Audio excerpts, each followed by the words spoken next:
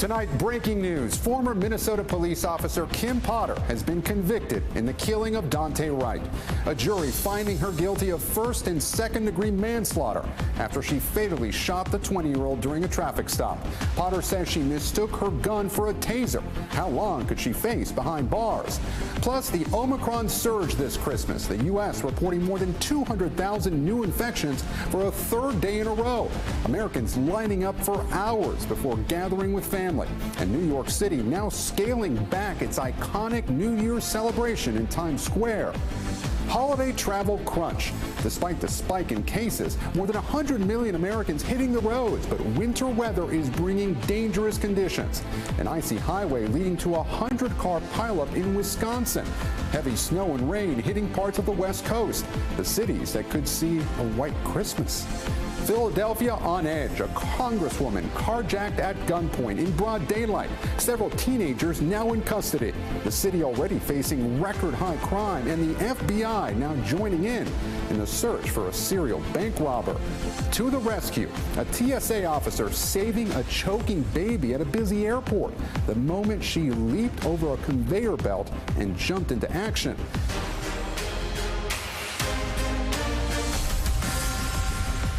Good evening, I'm Gabe Gutierrez in for Tom. Tonight, Omicron cases keep soaring as Americans prepare to gather for Christmas Eve. We'll have the latest on that in just a few minutes. But we begin top story with the guilty verdict in the Kim Potter trial. A jury convicting the former Minnesota police officer of first and second degree manslaughter for the killing of Daunte Wright last April. Multiple body cameras capturing the moment Potter fatally shot the 20-year-old driver during a traffic stop in a Minneapolis suburb. She says she mistook her gun for a taser. Outside the courthouse today, cheers as the verdict was read. Wright's mother thanking supporters and prosecutors for what she called a fight for accountability. Potter was taken into custody without bail and is now facing serious prison time. Let's get right to Ron Allen, who leads us off from Minneapolis. We, the jury, on the charge of manslaughter in the first degree while committing a misdemeanor, find the defendant guilty. Tonight, a jury finding former police officer Kimberly Potter guilty of first and second degree manslaughter in the death of Daunte Wright. Potter supported by her attorneys as the verdicts were read.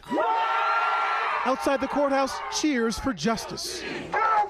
Guilty! Prosecutors argued Potter made rash and reckless choices when the former officer shot and killed the 20-year-old during a traffic stop. Potter saying she thought she was firing her taser when she shot Wright with her gun. Wright's mother. The moment that we heard guilty on the manslaughter 1, emotions, every single emotion that you could imagine just running through your body at that moment. The fatal incident in a suburb of Minneapolis last April, captured by numerous police body cameras. Officers stopped Wright because of an illegal air freshener and expired license plate tabs, and then tried to take him into custody after a records check revealed an outstanding arrest warrant for a case involving a weapon. Daunte Wright caused his own death, unfortunately. But those are the cold, hard facts, the evidence. While prosecutors argued an unarmed Wright posed no threat. I would have preferred had Daunte Wright followed the commands and not tried to flee, sure. Does that absolve her from liability? Does that allow her to shoot him to death? It does not. Tonight, Potter denied bail and escorted out of court in handcuffs, facing up to 15 years in prison. We have a degree of accountability for Daunte's death. Accountability is not justice. Justice would be restoring Daunte to life and making the Wright family whole again. But accountability is an important step, a critical, necessary step on the road to justice for us all. And Ron Allen joins us now from outside the courthouse. Ron, after Potter was convicted, her attorneys tried to convince the judge that she should be free until sentencing, right? Yes, and the judge rejected that, saying essentially that Potter, a former police officer, should be treated just like anyone else convicted of a serious crime, and she set sentencing for February 18th. And prosecutors have already argued that they are going to seek the longest sentence possible due to aggravating factors beyond the killing of Daunte Wright, the damage, the injuries that Potter caused amongst bystanders and other police officers there, potentially as well. So yes, she's going to be in prison, and she's probably going to be in prison for a very long time to come. Gabe? Ron, thank you. To break it all down, we're joined now by NBC News legal analyst Danny Savalas. So, Danny, were you surprised by the outcome today? In a sense, I was, because I expected that the jury would conclude that Kim Potter did not consciously create the risk when she drew her firearm instead of her taser. But at the same time, when the jury asked to see and actually hold the firearm, I knew that they were leaning towards a conviction because they were analyzing it in terms of how reasonable was it to accidentally pull your firearm. And if that was the analysis they applied, then it is not surprising that they reached a conclusion of guilty. Yeah, so Danny, do you think that the body camera video and the jury being allowed to touch that gun had a big impact here? Yeah, the body camera video was huge, but it could have gone both ways. It could have portrayed Potter as sympathetic, showing her in agony after the shooting, but it also gave an insight into how this actually went down, how fast. Those things could cut both ways. It could show the chaos of the situation, which would have been good for Potter, or it could show that she clearly drew her firearm as seen in the video and leave the jury wondering, how do you do that? So that could have been both good and bad for her. Do you think she might have hurt her case by testifying? No, she had to testify. We may never know. We will never know for sure. But had she not testified, the path to conviction, I believe, would have been much swifter. There was never any question that she had to testify. Whether or not the jury ultimately concluded that she was guilty or not guilty is a separate analysis, but she had to testify. And I don't say that about many criminal cases at all. Danny Savalas, thank you. Now to the nationwide surge of coronavirus cases. The Omicron variant is spreading rapidly, fueling hundreds of thousands of new cases every day. All this as Christmas Eve approaches, but long testing lines and an influx of hospital patients are dampening the holiday spirit. Miguel Almaguer reports. 2 days before Christmas, these are not the traditional lines Americans are used to waiting in. Holiday cheer turning to frustration as the anxious wait for testing. I did one yesterday where I waited for 2 hours. With testing sites overwhelmed, today New York City with a gift for the few. Free test. Some 10,000 at-home test kits handed out for free in a city of more than 8 million. A very tiny amount for all the people that want to test before the holidays, and it's really sad, and the system is a little broken. Americans are getting tested for good reason. For a third day in a row, Omicron has fueled more than 200,000 positive cases. But as the U.S. death toll tops 2,000 a day, there appears to be hopeful news in the United Kingdom. The UK Health Agency says data suggests Omicron patients are 50 to 70% less likely to require hospitalization than those with Delta. The FDA today authorized a second COVID pill for emergency use, this one from Merck. In patients who are at high risk for COVID-19 complications, there was a 30% reduction in the risk of hospitalizations and deaths. That's less effective than Pfizer's pill, but an additional tool as Delta devastates hospitals. We've seen so many deaths. Doctors and nurses simply can't keep pace with the crushing wave of new patients flooding through their doors right now. We're treating patients in the lobby and the hallway. We have patients waiting hours and days for beds upstairs. Having already eclipsed Delta's surge, some believe Omicron could trigger 1 million new cases a day. And while the celebration will go on in Times Square, this New Year's will be different. Revelers need to be fully vaccinated and wear masks outdoors as the crowd shrinks from 58 to 15,000. As our nation looks to the future, we take with us lessons from the past, the pandemic taking no break for the holiday. And Miguel Almaguer joins us now from Los Angeles. Miguel, I know you're there at a testing and vaccination site. I see that long line behind you. Are more institutions now requiring boosters? Yeah, Gabe, more universities are requiring boosters from students when they return to campus after the winter break. And here in California, the governor says all healthcare workers must have a booster shot before February. Gabe? Miguel, thank you. Next up, as Omicron surges around the world, Europe is already seeing new restrictions ahead of the holidays, and China locking down a city of 13 million today. But some good news from South Africa. Here's Ali Arouzi. Tonight, countries around the world being overtaken by the Omicron strain. But in South Africa, where the variant was first detected, a glimmer of hope. The country's top infectious experts announcing the evidence shows Omicron infections seem to be mostly mild and cases appear to have peaked. We see huge number of infections, but when we look at the hospitalizations and other severity markers for disease, we don't really see that much severe cases with Omicron. So I think it's really telling us good news because the peak has already passed. This would mean it only took a month to plateau after first being discovered. While many European countries imposed fresh travel restrictions, it did little to stop the spread. There is no doubt that Europe once again is the epicenter of the global pandemic. Now a wave of lockdowns is once again being enforced across the globe. Belgium shutting down markets and theaters. Germany closing nightclubs and limiting gatherings to 10 people. And China locking down the northern city of Xi'an with a population of 13 million people in a bid to control an outbreak.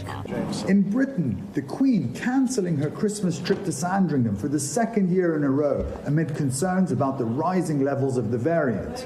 Her daughter, Princess Anne, is in quarantine following news her husband tested positive. The country reporting 119,789 COVID-19 cases today, the highest yet during the pandemic, and the second day the number has topped 100,000. Scientists warned infections could reach 2 million cases a day by the end of this month without stricter measures.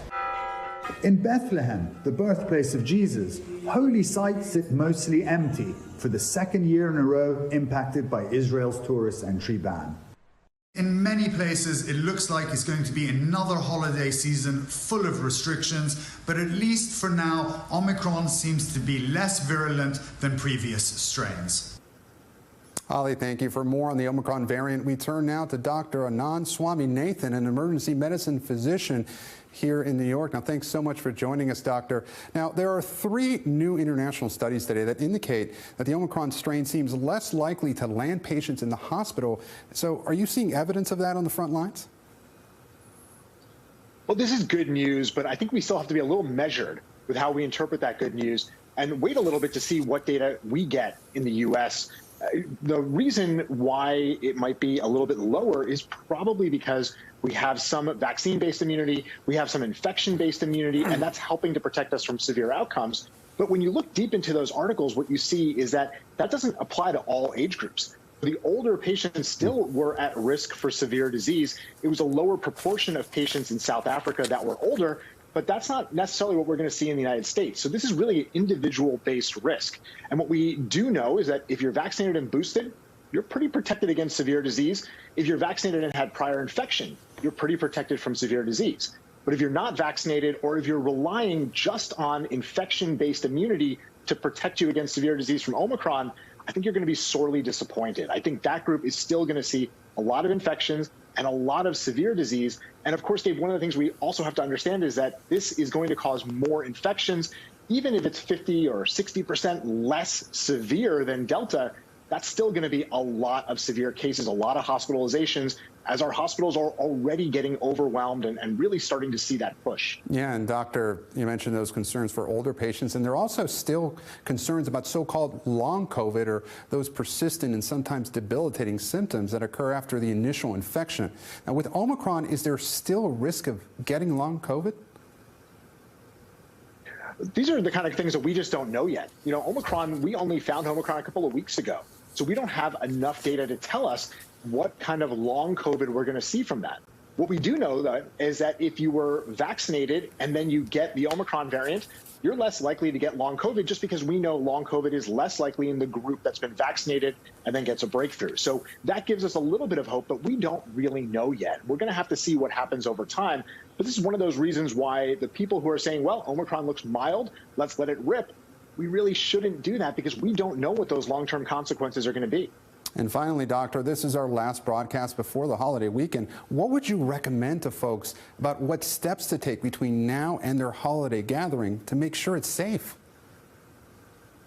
Well, unfortunately, it's a little bit too late to get vaccinated if you're not vaccinated before the holidays. That was something that we should have already been doing. But there still are things that we can do. And one of the most important things is to maintain flexibility and to be ready to pivot those plans on a minute's notice. So if you show up somewhere and people are exhibiting symptoms, that's not a safe place to be. Right now, the way that Omicron and in general COVID is in this country, if somebody has symptoms, it's almost definitely COVID. And so we need to be ready to avoid those situations, even if they happen at the last minute. And Gabe, we had plans with my family to get together, but unfortunately, one of our family members did get sick. And so we're not going to be able to have that gathering. And that's a pivot that we had to make in the last 24 hours. But it's the right thing to do to protect as many people as we can to make sure that we stop the spread. So if you show up somewhere and there are symptoms you're seeing people with symptoms, that's a place that you have to avoid. You're going to have to turn around and go home. If you can get tested before you gather, that is probably the best thing we can do right now, because like I said, it's a little too late to get vaccinated. That being said, still get vaccinated. If you're not vaccinated, it'll protect you down the line. Dr. Swaminathan, thank you so much. Yeah, a lot of Americans having to rethink their holiday plans last minute. Thank you so much for joining us, Doctor. Coming up in our next half hour, a look at how the sports world is handling the Omicron spread. But this week, COVID is not the only thing on Americans' minds. Millions are rushing home for the holidays, and authorities are on high alert. Here's NBC's Tom Costello. Eager for a Christmas escape, Americans have been on the move all day. From I-95 to I-5 east to west, I-90 to I-10 north to south.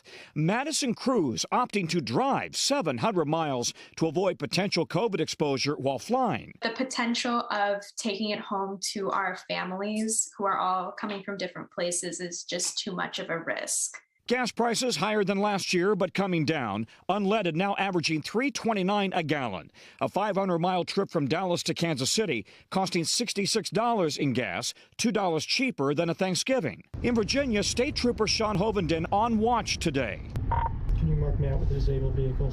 A top concern nationwide, distracted, impaired driving, and speed. Speeding surged 11% last year, pushing a big spike in fatal crashes. Virginia drivers recently ticketed for doing 106, 115, even 140 miles per hour. Just last night, a trooper who'd stopped a speeder escaped injury after his car was hit by an allegedly impaired driver. The same happened to Trooper Hovenden, hit by a distracted driver. He rolled his vehicle upside down and landed next to me. Luckily, he had minor scratches. Meanwhile, from clogged roads to clogged airports, the TSA reports screening 2 million passengers Wednesday, slightly more than pre-pandemic 2019. We're all vaccinated, we all got our boosters. And tonight, a Newark TSA officer is being hailed as a hero. A veteran EMT, Cecilia Morales, climbed over a TSA belt to perform the Heimlich and save a choking baby. Wow, incredibly fast thinking by that TSA officer. And meanwhile, Tom Costello is in Northern Virginia tonight with state police. And Tom, I'm told you have some breaking news. Yeah, that's right. State troopers involved in a chase a short time ago. Here's what happened. Apparently, a suspect hit and rolled another state trooper's vehicle. Other officers then gave pursuit, chasing the suspect down the highway. It really kind of involved a lot of traffic and tied up rush hour traffic in Northern Virginia. They finally did catch the suspect. He's in custody. The trooper, who was taken to a nearby hospital, reportedly in good condition, but it just yet again emphasizes and underscores exactly the risks right now out on the highways with distracted driving and speed and what troopers are up against every single day. Gabe. Tom, thanks. Now to the winter storms affecting some of that holiday travel. Heavy rain and flooding leaving at least 2 people dead in Northern California. The Sierra Nevada expecting up to 10 feet of snow, and cities like Portland could see a rare white Christmas. In Wisconsin, icy conditions leading to this pileup crash on I-94. More than 100 vehicles involved. However, some southern states could see temperatures in the 80s. NBC News meteorologist Michelle Grossman is tracking it all. Michelle. Hi there, Gabe. Yeah, some of us are going to be digging out of that 10 feet of snow, and some of us are going to be barbecuing. So let's first start with that winter western storm, because it's a monster of a storm. We've seen storm after storm this whole month, and we're continuing to see this, and we will continue to see this over at least the next 7 days. So winter alerts from the northwest to the southwest to the Rockies. We are looking at feet of snow and also a lot of rain. We had a lot of rain today, and we're going to see that tomorrow. Now, the good news is tomorrow we're going to have a little lull, so the heavy rain moves into the desert Southwest. We're going to see more snow in the Rockies, the Sierras, and also we're going to see a little less tomorrow before it really picks up again on Saturday. So another storm system moves inland on Saturday. Snow possible from Seattle, and they could see a white Christmas, and also some rain in San Francisco. Now, we have to be careful in Southern California with those burned areas where we could see some flash flooding. Up to 3 inches of rain is possible in some spots, and then up to a foot of snow is possible in the highest elevation of the Sierras. But generally, we're going to see 2 to 3 feet. We need that water for the dry months. We just don't need it all at one time. So many of us, of course, we're dreaming about a white Christmas, and we will get some in the northern plains, parts of New England, also the western states. But you can see a big chunk of the country we're going to be dry, and we're actually going to be seeing a lot of sunshine. So you still have things to check off your list. You can get that done tomorrow. And then, yeah, some of us are shoveling, and some of us are going to be grilling. We're going to be grilling steak and dreaming of a rare steak on the grill, because we're looking at temperatures in the 80s on Christmas Day, 83 in Oklahoma City, 84 in Dallas, and 79 in Houston. Well above normal for this time of year. Gabe? Michelle, thank you. We turn overseas now. Russian President Vladimir Putin is demanding NATO withdraw its troops from Eastern Europe. Tensions are high, and the White House is now weighing in. NBC's senior international correspondent Keir Simmons has the latest. President Putin openly wielding a diplomatic carrot and stick at his news conference today. New satellite images this week show Russia's continuing military escalation on Ukraine's border. But the Russian leader suggesting talks with the US are gaining traction, and war with Ukraine is not inevitable. We don't want that. It is not our choice. At other times, Putin sounding belligerent, directly addressing Western leaders with uncompromising demands. You must give us the guarantees. It is up to you, and you must do this immediately, right now. The Kremlin insists NATO abandon military activity in Eastern Europe and not admit Ukraine as a member, righting wrongs, Putin believes, from the Gorbachev era. But that draft Kremlin treaty already rejected by Washington ahead of potential negotiations in early January. We just haven't finalized the details of those, so that's really the next step. Meanwhile, tonight, a ceasefire reinstated in eastern Ukraine, meaning, one Ukrainian official said today, the holidays should be peaceful. And Keir Simmons joins us now from London. Keir, does it look like Putin is at least willing to come to the table with Washington? Oh, Gabe, I think he's willing to come to the table. I think you could almost argue that he's put his cards on the table with those extraordinary demands, almost to push NATO's borders back to Soviet era. Now, the question, I think, is he asking the impossible, trying to force those potential talks to fail, or is he really wanting to negotiate? The answer to that will determine war or peace in Ukraine, Gabe. But I think President Putin has the ability to ease down the tension, then ratchet it back up right the way through next year if he needs to try and get what he wants. Gabe? Keir, thanks. Still ahead tonight, city on edge.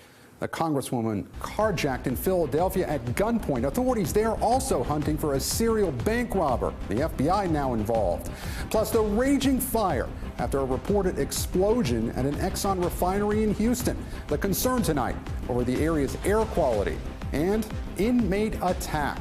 The prisoner overtaking an officer during fingerprinting. How a civilian employee stepped in to help. Stay with us. Top story is just getting started.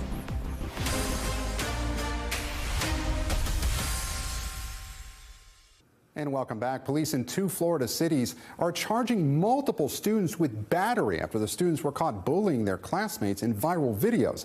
The families of the alleged victims now making the decision to move because they don't feel safe. We want to warn you, these videos may be hard to watch. NBC News Now correspondent Isa Gutierrez reports.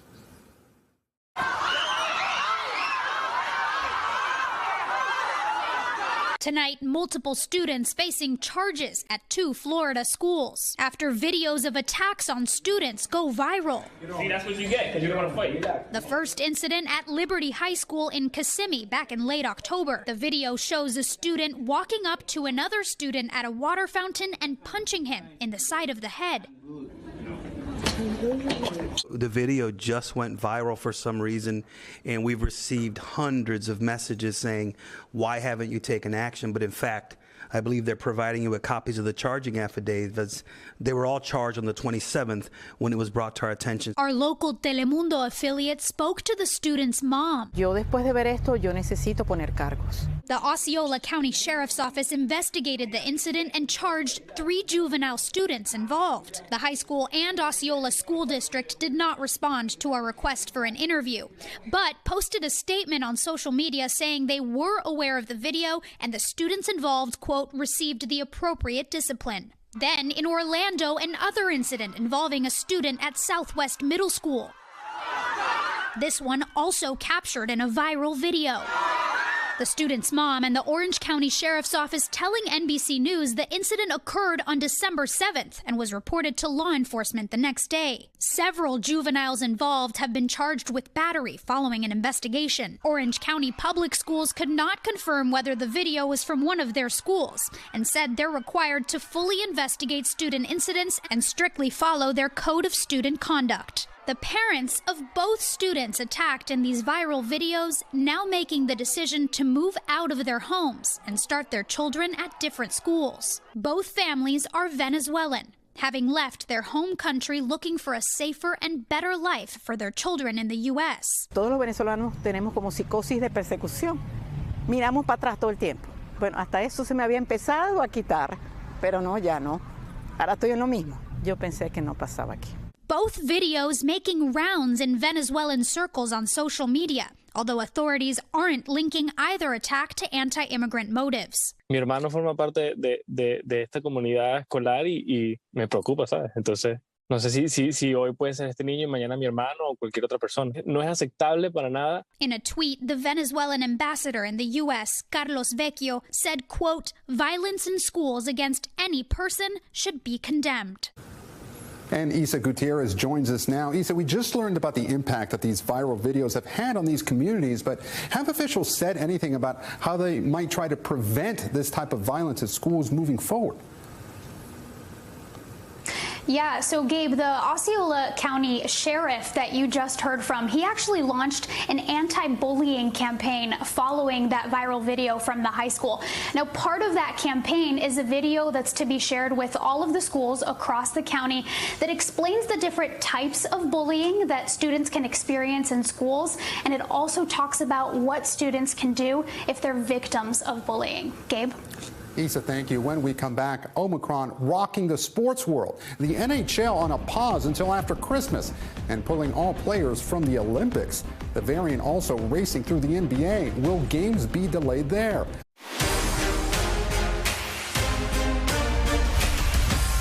Back now with Top Stories news feed, and we begin with that massive fire at an ExxonMobil refinery in Texas.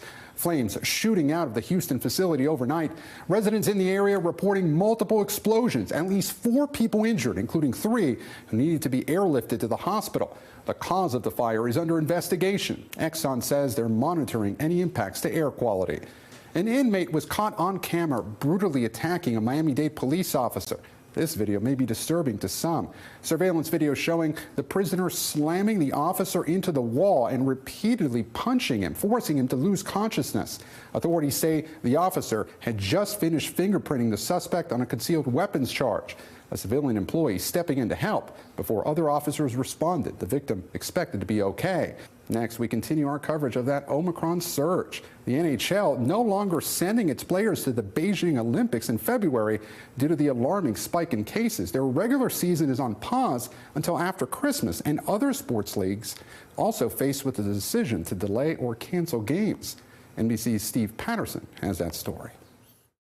Tonight, the sports world reeling from the recent spike of COVID cases across the nation. The National Hockey League pulling its most elite athletes from playing at the Beijing Winter Olympics in February, citing the surge. The league also putting regular season games on ice until after Christmas. In the NBA, it's a different story. No plans right now to pause the season. Commissioner Adam Silver saying the Omicron variant accounts for nearly 90% of the league's cases now, and that, quote, we're going to have to learn to live with it. We've, of course, looked at all the options, but frankly, we're having trouble coming up with what the logic would be behind pausing right now. The league says 97% of its players have been vaccinated. That's compared to more than 94% of players in the NFL, which implemented revised COVID protocols after an outbreak on several teams. It includes a more targeted testing plan, allowing players to attend virtual meetings, high-risk players to opt out for the rest of the season, and COVID-positive asymptomatic players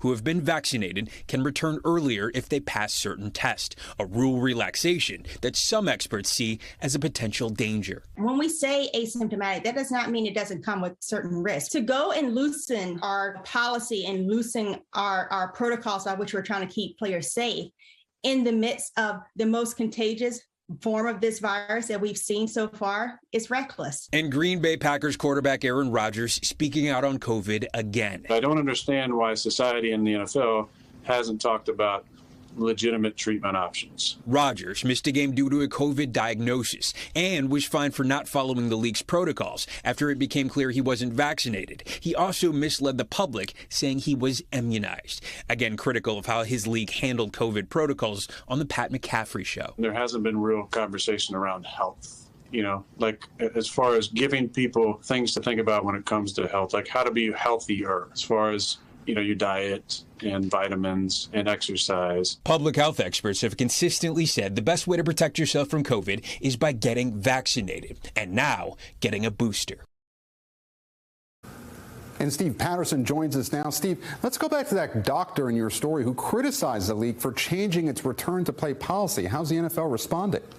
Yeah, the NFL was quick to point out that the protocols are developed by both the NFL and the Players Union. They released a statement saying that COVID protocols have, quote, evolved based on science to adapt to changes in the variant, are developed by medical personnel in collaboration with leading independent infectious disease experts. And as for the testing, they say that health and safety was always the primary focus.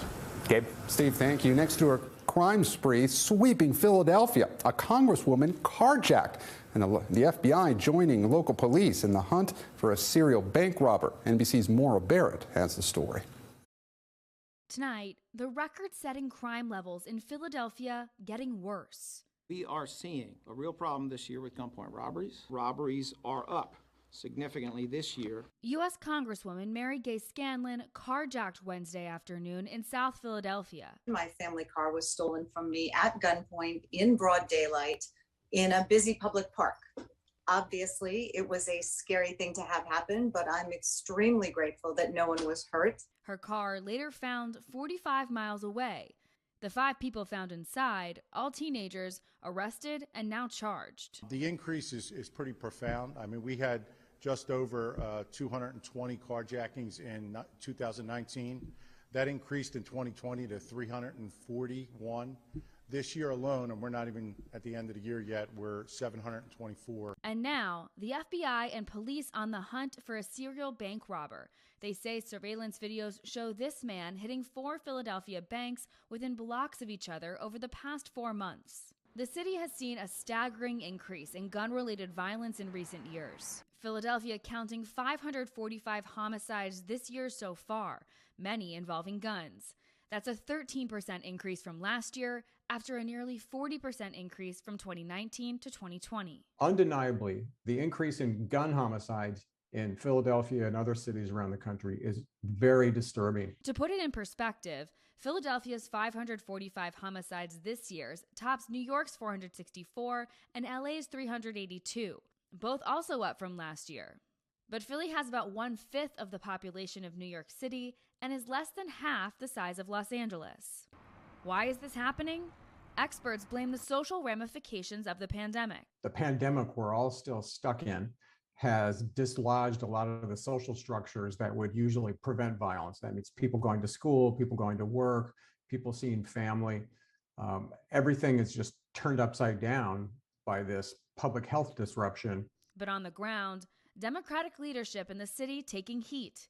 A state representative and chair of the Philadelphia Republican City Committee wrote in an op-ed earlier this year, quote, "What's most frightening is that violent criminals are no longer afraid of the consequences of their actions." We reached out to Krasner's office for a response. They tell NBC the office, quote, "vigorously pursues accountability in nearly every case for which sufficient evidence is obtained by police." They also pointed to low arrest rates for murders and shootings. And that was Maura Barrett reporting. Maura, thank you. Now to Top Stories Global Watch, and we begin with a cargo ship disaster off the coast of Madagascar. Authorities say the boat was overloaded with nearly 140 people when it began to sink earlier this week. At least 83 people are dead, but many more are missing. Bad weather is hindering search efforts, and a rescue helicopter crashed on the way to the site. One of the survivors, a military official, swam 12 hours to shore. Now to the collision between a truck and train in Lima, Peru. Surveillance video shows the moment the moving train rams into the truck as it tries to cross the tracks. Rescue teams working to free the truck driver who was trapped inside. The driver said he drove forward because the light turned green and claims the train did not make a sound. No injuries were reported. Hong Kong has removed a famous Tiananmen Square monument amid crackdowns. The statue, known as the Pillar of Shame, commemorates the victims of the 1989 massacre of pro-democracy activists by the Chinese government. Authorities have been clamping down in Hong Kong under a China-imposed national security law following massive protests in 2019. Turning now to Money Talks, what consumers and investors need to know from the business world and beyond. Christmas is just 2 days away, of course, and lingering product backlog from the supply chain crisis has many worried about getting gifts under the tree in time. But President Biden says, worry no more. NBC's Carrie Sanders has that story. It's the final countdown to Christmas, and if you've been stressing about supply chain shortages and shipping delays ruining your holiday, the president says, worry no more. The much predicted crisis didn't occur. Packages are moving. Gifts are being delivered. Shelves are not empty. On Wednesday, his supply chain disruptions task force reported that bottlenecks have been cleared at the nation's busiest ports, and new partnerships with trucking companies are helping to address driver shortages on the road. As a result, he says retail inventories are now close to pre-pandemic levels, and delivery times at major shippers are faster than they were in 2019, despite record holiday demand. In fact, between 97 and 99% of holiday deliveries have been made on time. To help you avoid making Santa's naughty list, we've got all the last-minute shopping deadlines to ensure your gifts arrive on time. Ship today, and FedEx and UPS will guarantee next-day delivery for Christmas Eve. The Postal Service by Christmas Day. I sent it priority, so I didn't mess around. For a premium, FedEx also offers same-day delivery on Christmas Eve. Amazon Prime members can get next-day delivery on some products today and same-day delivery on Friday for orders over $25, but only in certain zip codes. Walmart, Best Buy, and Target all offer next-day delivery on orders made today. Place your orders on Christmas Eve, and they'll deliver most products that same day, or you can pick them up curbside at the store. Target has added 18,000 curbside spaces to make it easy. You could place your order all the way up to 6 p.m. on Christmas Eve, and we'll have it ready for you in a couple hours. And when you get here, just put in your parking spot number, and we'll be out and put in your trunk in a couple minutes. So if you are that procrastinator, big box stores and electronics stores will be open on Christmas Eve into the evening. I decided to look up that word procrastinator in the dictionary, and Gabe, it's spelled G-A-B-E. Back to you. Carrie Sanders thinks he's exactly right. Coming up, a priceless gift. The 30-year-old undergoing a rare heart and double lung transplant, managing to recover in time to go home for Christmas. What she told us about her challenging and inspiring journey. We're back now with a remarkable story of resilience and recovery. After more than 200 days in the hospital, an Illinois woman just got quite a gift just in time for Christmas. Brittany Burry has always been a fighter. She was born with congenital heart and lung disease where the blood vessels that communicate between the heart and the lungs were abnormal and had to have emergency surgery actually on her first day of life. As she got older, her condition got worse again. I was very limited. Doing anything, just walking from my bedroom to the kitchen was taxing. Her doctors at Northwestern Medicine in Chicago tried everything. So we tried treating that with medications, diuretics, but it was just not going to be enough. And her quality of life was really deteriorating, and we knew something had to be done. That's something, a rare heart and double lung transplant. Combined heart and lung transplant is exceptionally uncommon. I mean, we're talking fewer than about 50 done total in the entire country per year. Brittany was placed on the transplant list in September of last year, but finding the perfect match can be a long and grueling process. We need to make absolutely certain that we're matching up Brittany with the appropriate organs. And while Brittany was waiting for a transplant, her mother, Tammy, passed away from COVID. Well, she was a single mom. She was the biggest Cubs fan you could ever meet. She loved Christmas. She's one that would listen to Christmas songs year-round. Tammy was Brittany's best friend and primary caregiver. You know, when you would talk to Brittany's mother, she would tell you she has one wish. Her one wish was that her daughter, Brittany, would be able to have that new lease on life that she deserves.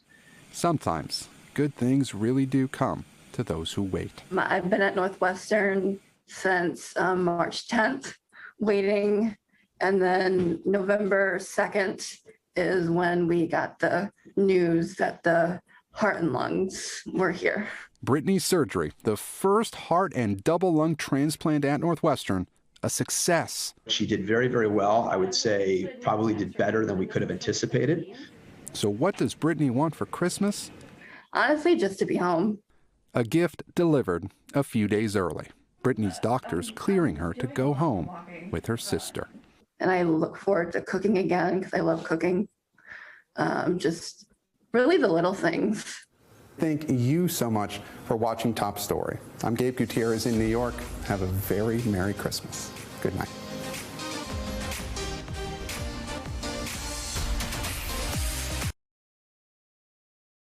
Thanks for watching our YouTube channel. Follow today's top stories and breaking news by downloading the NBC News app.